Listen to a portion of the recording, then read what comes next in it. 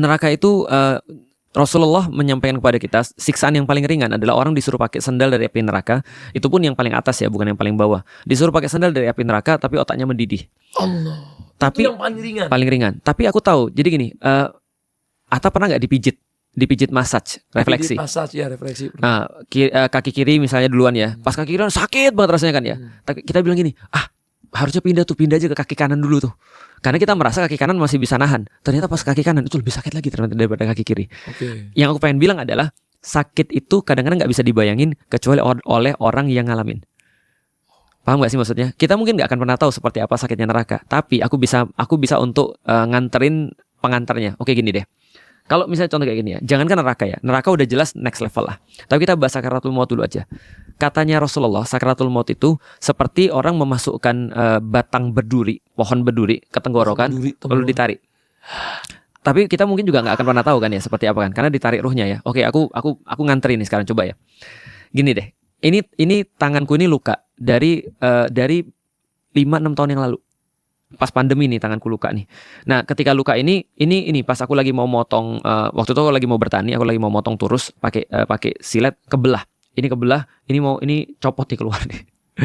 Sampai saya kayak gini nih, itu rasanya sakit banget. Aku hampir mau pingsan waktu itu karena kehilangan darah banyak.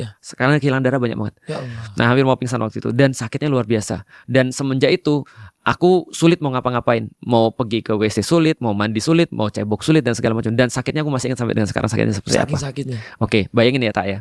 Kita semua ini kan ada ruh ya. Kita semua ini ada ruh dan coba Tak nanti lihat orang mati, itu nggak ada ruhnya tuh. Tubuhnya mulai membiru. Terus kemudian nggak bisa ngapa-ngapain lagi, nggak bisa bergerak, nggak ada regenerasi lagi. Tapi selama kita masih ada ruh ya Tak ya, kita potong kuku, dia tumbuh lagi. Itu tandanya kita masih ada ruh. Paham ya? Ini aku luka terus sembuh lagi, ini ada ruh. Coba bayangin gini ya, bayangin ya, tanganku andaikan tanganku ya dipotong nih, tes lepas.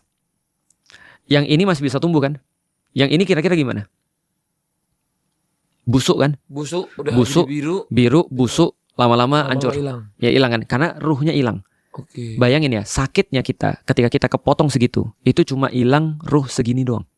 Hilang ruh segini doang, sakit. Kebayang gak ruhnya semua hilang seperti apa? Iya juga sih. Nah itu cara nganterinnya tuh. Tapi neraka, itu kan pertama neraka sakitnya udah next level, udah nggak bisa kita bayangin.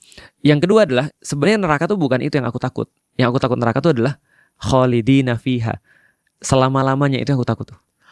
Allah. Walaupun ukuran antara dunia dan akhirat beda, tapi Atta pernah kebayang gak sih kita disuruh melakukan sesuatu terus menerus selama-lamanya. Jangankan yang gak enak ya, yang enak aja jadi gak enak loh. Anggaplah kita di ruangan ini tapi selama-lamanya. Ini aja kita udah stres ya. Udah stres. Belum disiksa ya.